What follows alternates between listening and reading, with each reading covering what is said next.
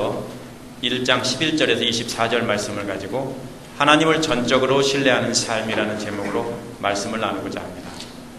우리가 갈라디아서를 계속해서 이어서 하기 때문에 지난주에 어떤 말씀이었는가를 잠시 생각해 보겠습니다.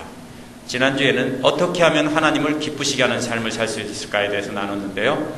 모든 사람을 얻기 위해 모든 사람에게 잘 보이려고 노력해야 되지만 복음을 훼손시키는 사람들에게는 서리빨과 같은 저주를 말할 수 있어야 된다고 했습니다. 그것이 바로 하나님을 기쁘시게 하는 삶이라고 했습니다. 오늘은 11절에서 24절을 가지고 은혜를 나누려고 합니다. 오늘 말씀은 바울 자신이 어떻게 예수 그리스도를 믿게 되었는가를 설명하는 간증으로 오해하기 쉽습니다. 하지만 이 구절은 바울 자신이 전한 복음이 사람에게서 온 것이 아니라는 것을 증명하는 데 초점이 있습니다. 왜냐하면 갈라디아 교인들은 바울이 전한 복음을 버리고 다른 복음을 믿고 있기 때문입니다. 바울이 전한 복음을 버리고 율법주의자들이 가르침에 넘어가서 있는 갈라디아 교인들에게 11절에서 11절에 바울은 자신이 전하는 복음이 어디서 왔는가를 분명히 밝히고 있습니다. 그 내용은 자신이 전하는 복음은 오직 하나님께로부터 온 것이라는 변호입니다. 바울이 전한 복음은 어떤 사람에게서 온 것도 아니고 누구에게 배운 것도 아니고 오직 예수 그리스도의 계시에 의한 것이라고 말하고 있습니다. 이 말은 그의 사명과 메시지가 자신의 것이 아니라 하나님과 그리스도의 것이라고 말하는 것입니다. 그렇기 때문에 자신이 전한 복음을 절대로 떠나지 말고 붙어 있으라고 말하기 위해서 자신의 알리바이를 증명하고 있는 것입니다. 첫 번째 알리바이는 하나님의 뜻을 알기 전의 모습입니다. 우리 13절 14절을 보면은 13절 14절에 보면 예수를 만나기 전에 자신의 모습을 묘사하고 있습니다. 우리가 잘못 이해하면은 자기가 예수 믿기 전에 어떤 사람이었는가를 설명하는 데 초점이 있다고 생각하겠지만 그게 아닙니다. 자신이 제자들과는 아무 상관이 없다는 알리바이를 증명하기 위해서 첫 번째 단계로 이렇게 말하는 것입니다. 이렇게 말하는 이유는 율법주의자들의 주장 때문일 것입니다. 이들은 바울이 사도들에게서 복음을 들어서 전하고 있지만은 부분적으로 들었기 때문에 불완전한 것이다라고 했을 겁니다. 이에 대해서 바울은 반박하는 내용입니다. 13절 14절을 함께 읽어보겠습니다. 내가 전에 유대교에 있을 적에 한 행위가 어떠하였는가를 여러분이 이미 들은 줄 압니다. 나는 하나님의 교회를 몹시 박해하였고 또 아주 없애버리려고 하였습니다. 나는 내 동족 가운데서 나와 나이 또래가 같은 많은 사람들보다 유대교 신앙에 앞서 있었으며 내 조상들의 전통을 지키는 일에도 훨씬 더 열성이었습니다. 바울이 뭐라고 말하고 있습니까? 유대교에 있을 때 한 행적을 이미 들었다라는 것입니다. 무슨 말입니까? 모든 사람에게 알려질 만큼 아주 유명할 정도로 그렇게 열심이었다는 것입니다. 바울이 예수님을 만나기 전의 행적은 크게 둘로 나눌 수 있습니다. 첫 번째 것은 교회를 박해하고 그것도 모자라서 아예 없애버리려고 한 것입니다. 교회를 없앤다는 말은 원래 문자적으로 교회를 죽여버린다는 뜻입니다. 바울이 어떻게 교회를 핍박했는지 사도행전에 나타나 있습니다. 사도행전 8장 3절에 보면 바울은 예루살렘에서 집집마다 다니며 기독교인들을 찾아내서 남자든 여자든 끌어다가 옥에다 넣었다라고 했습니다. 또 사도행전 26장 10절에 보면 기독교인들을 돌로 쳐 죽이는데 찬성 투표를 했다라고 했습니다. 이처럼 교인들을 핍박하고 교회를 말살시켜버리는 일이 바로 하나님을 위한 일이라고 굳게 믿었기 때문에 이는 그렇게 했던 것입니다. 두 번째 한 일은 14절에 나오는데요. 어느 누구보다 유대교에 있어서 탁월하게 앞서 있던 사람이고 조상들이 물려준 전통에 있어서 누구보다 열심이었다는 겁니다. 조상들이 물려준 전통이 뭐냐면요. 율법을 자세히 만들어서 어떻게 지킬 것인가를 세분한 것입니다. 그것이 말로 전해오던 그 오랄 트레디션이 있었는데 그것을 말하는 건데요. 그거를 지키는 데 있어서 누구보다 열심이었다는 겁니다. 이 두 가지를 다 합치면은 바울은 광신자였다는 것입니다. 이처럼 바울 자신이 교회를 핍박하던 것과 유대교 전통을 지키는 데 있어서 누구보다 광신자처럼 그렇게 했다는 것입니다. 유명할 정도로 그렇게 했다는 겁니다. 밝히는 목적이 뭡니까? 예수 믿기 전에, 그 전에도 제자들과 사도들과는 아무 상관이 없었다. 왜냐하면 걸리기만 하면 잡아서 죽이는 일을 했고 박해하는 일을 했기 때문에 아무 상관이 없다는 것을 말하려는 겁니다. 이것이 바울이 말하는 초점입니다. 두 번째 알리바이는 하나님의 뜻을 깨달았을 때 바울이 한 일입니다. 15절에서 17절에 나와 있는 다마스쿠스로 가는 길에 주님을 만나고 하나님의 뜻을 깨달았을 때 한 일입니다. 함께 15절 17절을 읽어보겠습니다. 그러나 나를 모태로부터 따로 세우시고 은혜로 불러주신 하나님께서 그 아들을 이방 사람에게 전하시려고 그를 기꺼이 나타내 보이셨습니다. 그때 나는 사람들과 의논하지 않았고 또 나보다 먼저 사도가 된 사람들을 만나려고 예루살렘으로 올라가지도 않았습니다. 나는 곧바로 아라비아로 갔다가 다마스커스로 되돌아갔습니다. 15절에서 17절은 one sentence입니다. 한글 성경에는 여러 개의 센텐스처럼 보이지만 it is one sentence입니다. 언어 구조가 전혀 다른 그리스어를 한국어로 번역하다 보니까 강조점이 분명히 드러나지 않고 이해하기가 참 어렵습니다. 그래서 제가 다시 번역하고 알기 쉽게 구조화했습니다. 한번 보여주시겠어요? 예. 여기에서 노란색으로 되어 있는 부분이 핵심 부분입니다. 뭡니까? 하나님께서입니다. 어떻게 하셨다고요? 밑에 노란색 건너뛰고 기뻐하셨을 때 무엇 때문에 기뻐하셨냐면은 나를 모태로부터 따로 세우시고 은혜로 불러주시고 그 아들을 나에게 보이시고 이방 사람에게 그 아들을 전하시리게 하는 것을 기뻐하셨을 때 이 말입니다. 하나님께서 기뻐하셨을 때 뭡니까? 뭐 했다고요? 즉시 나는 어떻게 했다고요? 아라비아로 갔다가 3년 후에 다마스커스로 되돌아갔다는 말입니다. 이것이 핵심입니다. 근데 한글 성경을 읽으면 그 핵심을 놓치기가 쉽습니다. 그래서 제가 다시 번역하고 구조화했어요. 하나님께서 기뻐하셨을 때 뭡니까? 바울이 하나님의 뜻을 발견하고 주님을 만났을 때 하나님께서 너무 기뻐하셨습니다. 그때 어떻게 했습니까? 나는 즉시 어디로 갔다고요? 아라비아로 갔다는 것입니다. 자, 보겠습니다. 그러면은 이 문장에서 두 부분인데요. 앞부분은 때를 나타내는 말이고요. 뒷부분은 결과를 나타내는 겁니다. 하나님께서 기뻐하셨을 때가 조건이고 즉시 아라비아로 갔다가 다마스쿠스로 돌아갔다는 것이 결과입니다. 예수를 만나기 전에 바울은 예수 그리스도가 완전 사기꾼이라고 믿었기 때문에 그렇게 핍박했던 겁니다. 하지만 이제는 바울은 하나님께서 기뻐하시는 일이 무엇인지를 깨달았습니다. 하나님께서 자신을 은혜로 불러주셔서 이방인에게 복음 전하게 하기 위해 그 아들을 나타내셨다는 것을 깨달은 것입니다. 15절, 16절 전반부까지 이와 같이 바울의 회개를 담고 있습니다. 하지만 두 구절의 초점은 바울의 회개에 있지 않습니다. 우리가 흔히 회개에 초점을 맞추는데 바울의 회개에 있지 않습니다. 뭡니까? 사도들과 접촉한 점이 없고 배운 적이 없고 즉시 아라비아로 갔다는 데에 초점이 있습니다. 우리가 잘못 읽으면 안 됩니다. 성경을. 물론 은혜 받기 위해서 그곳을 볼 수도 있지만 초점은 뭡니까? 즉시 아라비아로 갔다는 겁니다.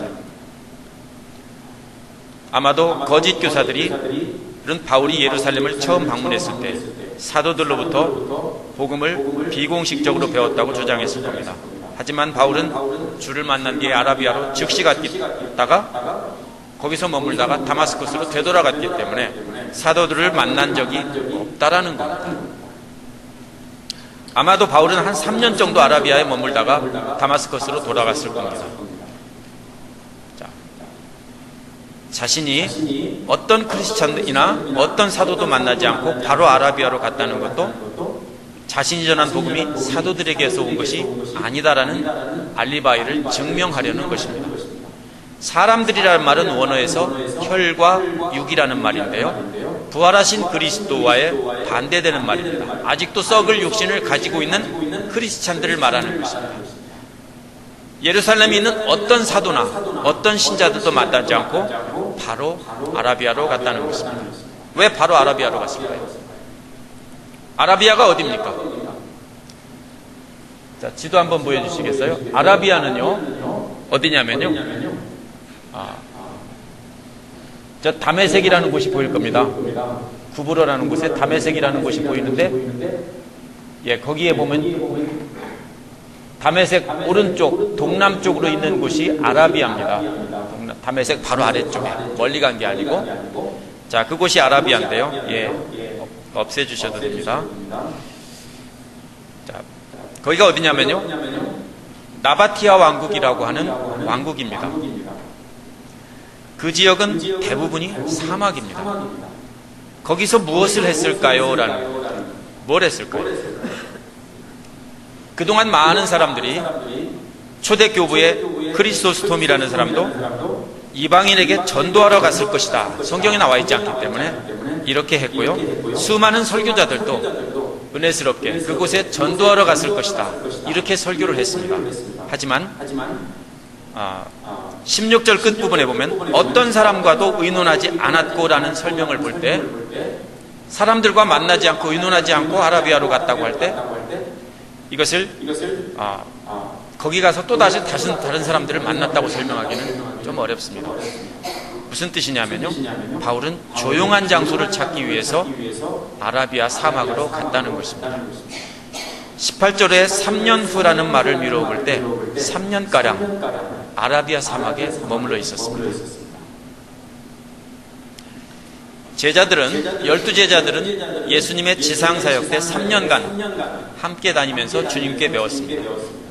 근데 바울은 아라비아 사막에서 3년간 부활하신 주님을 만나서 주님께 배웠다는 것입니다. 이것이 바로 아라비아입니다. 예수님께서 또 공식적인 사역을 시작하기 전에 사막에서 홀로 계시면서 기도하시고 금식하시다가 사역을 시작하셨습니다. 바울도 마찬가지로 자기가 받은 은혜를 어떻게 전할고, 그것을 아라비아 사막에 가서 말씀을 묵상하면서 주님께 직접 배운 것입니다. 이것이 바로 아라비아입니다. 이것도 역시 주님께 직접 배운 기간이기 때문에 예루살렘에 있는 사람들과는 아무 상관이 없다라는 말입니다. 세 번째 알리바이는 하나님을 만난 뒤에 3년 뒤 이야기가 나옵니다. 18절 19절에 나오는데요, 주님을 만나고 아라비아 사막에서 3년을 보낸 뒤에 한 일을 기록하고 있습니다. 18절 19절을 함께 읽어보겠습니다. 3년 뒤에 나는 게바를 만나려고 예루살렘으로 올라갔습니다. 나는 그와 함께 보름 동안 지냈습니다. 그러나 나는 주님의 동생 야고보밖에는 사도들 가운데 아무도 만나지 않았습니다. 3년 뒤라는 말은 부활하신 예수 그리스도를 만난 뒤 3년이라는 말입니다. 주님을 만난 뒤에 3년 후에 예루살렘에 가서 누구를 만났습니까? 게바가 누굽니까? 베드로의 이름입니다. 베드로가 게바입니다. 베드로를 만났습니다. 또 예루살렘에 가서 베드로를 만난 후에 주님의 동생 야고보를 만났고, 그리고는 아무도 만나지 않았다고 했습니다. 한 가지 의문점이 있습니다. 예루살렘까지 갔는데 왜 다른 사도들은 만나지 않고 베드로와 야고보만 만났을까요? 흔히 사람들은 어떻게 설명하냐면요, 가장 영향력 있는 두 사도, 왜냐하면 예루살렘 교회를 지도하던 사람이 베드로였고요, 베드로가 순교한 뒤에는 야고보가 예루살렘 교회를 맡아서 목회를 했습니다. 그러므로 이 두 사람이 예루살렘 교회에 가장 영향력 있는 사람이었기 때문에 그렇게 한 것이다 라고 베드로와 야고보에게 코사인을 받았다고, 추천서를 받았다는 그런 뜻으로 해석을 많이 했습니다. 하지만 저는 그럴 가능성이 없다라고 봅니다. 왜냐하면 사도행전 9장 26절에 보면 사울은 제자들과 함께 어울리려고 했지만 제자들이 바울이 주님의 제자가 됐다는 사실을 믿을 수가 없어서 두려워서 피했다라고 쓰고 있기 때문입니다. 똑같은 사건. 바울이 예루살렘을 3년 뒤에 방문했을 때 제자들이 무서워서 다 피했습니다. 왜요? 잡아 죽이던 사람이 갑자기 나타나서 회심했다고 하는데 어떻게 믿습니까? 그것도 3년 동안 사막에서 어디서 뭐 했는지 모르고 있는 사람이 갑자기 나타나서 내가 주님을 만났습니다라고 말을 할 때 누가 믿겠습니까? 딱 두 사람이 믿어졌습니다. 베드로와 야고보. 이 사람들은 자신들도 그렇게 주님을 제대로 믿지 못하고 엉뚱한 짓 하고, 야고보도 예수님의 동생입니다. 예수님이 살아계실 때 미쳤다고 하면서 집으로 끌어가려고 했던 사람입니다. 둘 다 부활하신 주님을 만나고 극적인 체험을 했기 때문에 극적을 체험한 바울의 말을 전적으로 믿어준 것입니다. 두 사람만 믿고 나머지는 안 믿은 거예요. 그래서 두 사람밖에 못 만나고 갔다는 것입니다. 18절에 만나려고라는 말은 베드로를 알기 위해 방문했다는 뜻입니다. 이 단어는 신약 성서에 딱 한 번밖에 안 쓰였습니다. 이 단어를 쓴 이유는 특별한 단어입니다. 바울과 야고보와 함께 교제하러 간 것이지, 목적은 사도들과 교제하러 간 것이지 배우러 간 것이 아니라는 뜻입니다. 만약에 배우러 갔다면은 뭡니까? 일반적인 단어를 썼을 것입니다. 근데 특별히 교제한다는 단어를 쓴 것은 바로 그런 뜻입니다. 아무에게도 배우지 않았다라는 것입니다. 아무에게도 배우지 않았다면 15일 동안 뭐 했을까요? 사도행전 9장 28, 29절에 보면은 복음을 전한 것으로 되어 있습니다. 아마도 자신이 어떻게 주를 만났고 자기가 3년 동안 아라비아 사막에서 주님께 무엇을 배웠는가를 증거했을 것입니다. 따라서 바울이 예루살렘에 가서 교제하고 전도하러 간 것이지 배우러 간 것이 아니다라는 것을 지금 여기서 증명하고 있습니다. 이것이 세 번째 알리바이입니다. 네 번째 알리바이는 베드로와 야고보를 만난 후에 그 뒤에 한 일입니다. 21절, 22절에 나오는데요. 함께 읽어보겠습니다. 그 뒤에 나는 시리아와 길리기아 지방으로 갔습니다. 그래서 나는 유대 지방에 있는 그리스도인들의 교회들에게는 얼굴이 알려져 있지 않았습니다. 시리아와 길리기아 지방이 어디입니까? 지도를 함께 보시겠습니다.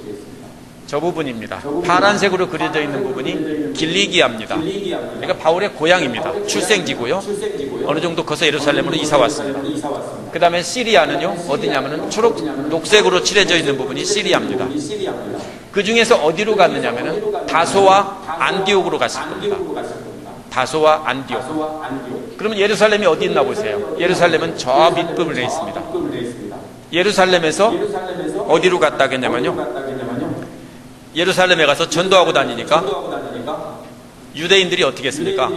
배신자를 죽이려고 한 겁니다. 조폭들도 배신자는 죽이죠. 똑같습니다. 극단적인 종교인들도요, 배신자는 죽입니다. 오늘날도 마찬가지입니다. 오늘날도 다른 종교를 믿다가 개종을 하면 죽여버립니다.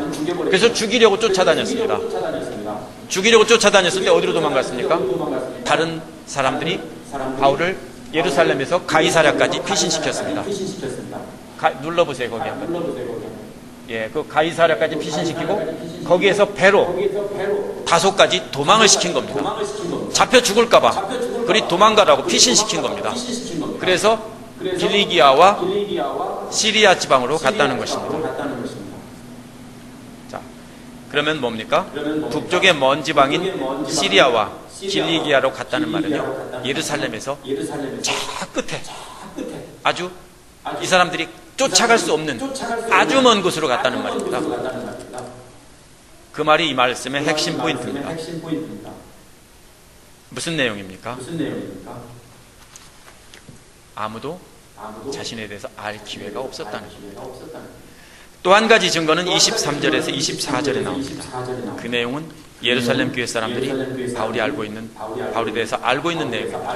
23절, 24절 함께 읽어보겠습니다. 그들은 다만 전에 우리를 박해하던 사람이 지금은 그가 전에 없애버리려고 하던 그 믿음을 전한다 하는 소문을 들을 따름이었습니다. 그래서 그들은 나를 두고 하나님께 줄곧 영광을 돌렸습니다.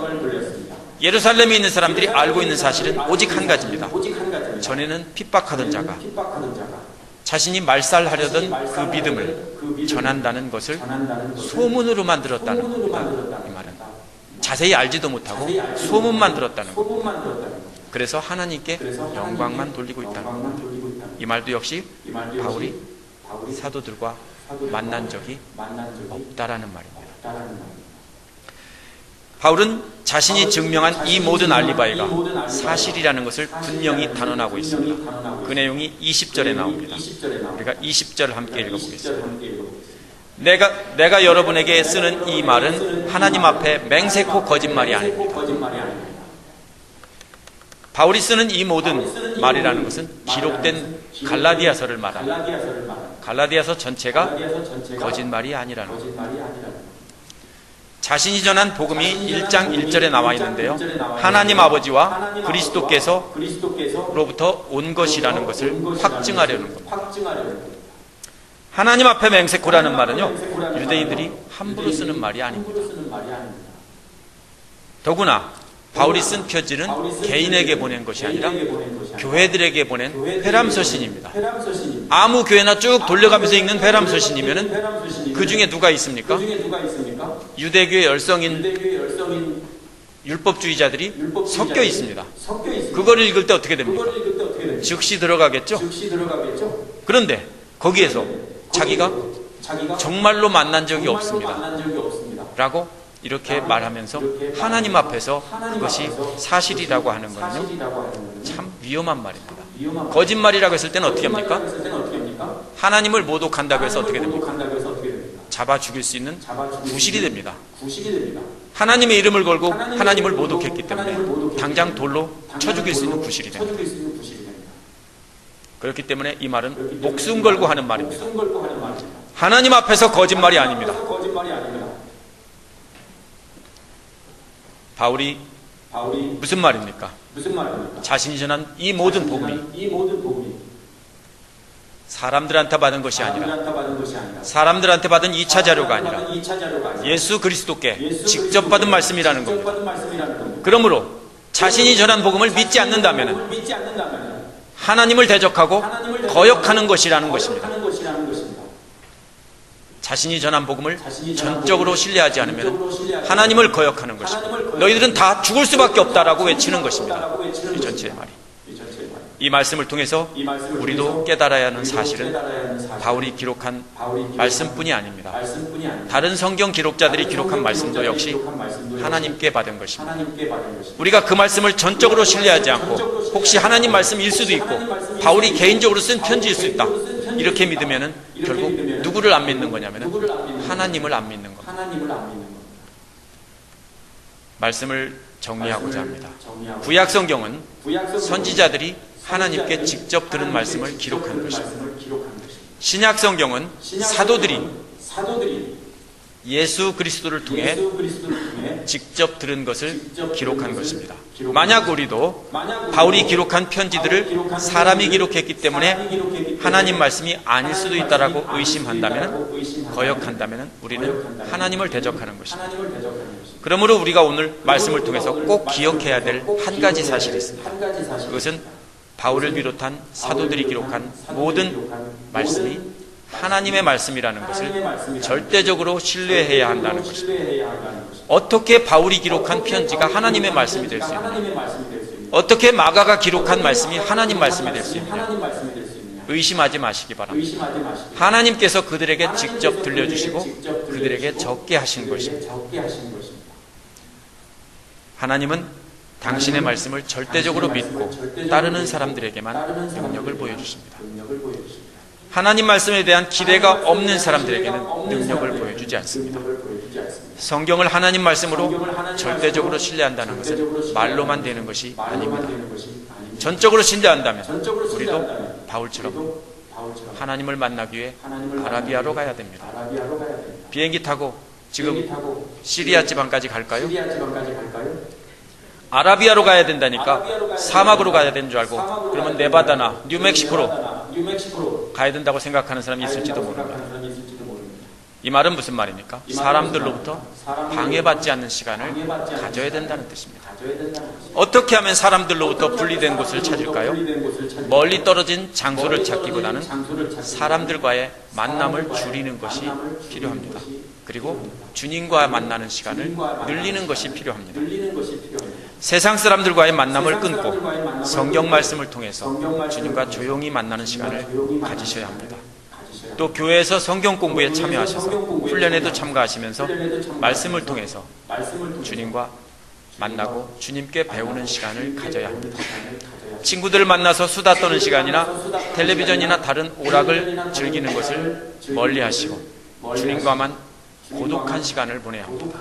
이것이 바로 사막에서 지내는 시간이 되는 것입니다.